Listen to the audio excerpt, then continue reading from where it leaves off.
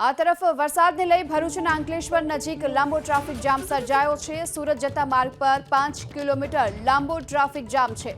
બિસ્માર રસ્તાની સાથે વરસાદના કારણે આ ટ્રાફિક જામ સર્જાયેલો જોવા મળી રહ્યો છે।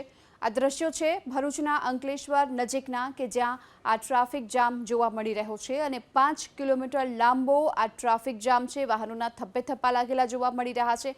એક તરફ વરસાદ વરસી રહ્યો છે, બીજી તરફ વરસાદના કારણે અનેક રોડ રસ્તા હાલ તો બિસ્માર થઈ ચૂક્યા છે અને તેને લઈ આ ટ્રાફિક જામની સ્થિતિ।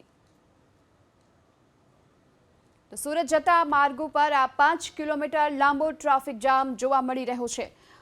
અંકલેશ્વર નજીક ટ્રાફિક જામના કારણે વાહન ચાલકો પણ હાલ તો પરેશાન થતા જોવા મળી રહ્યા છે।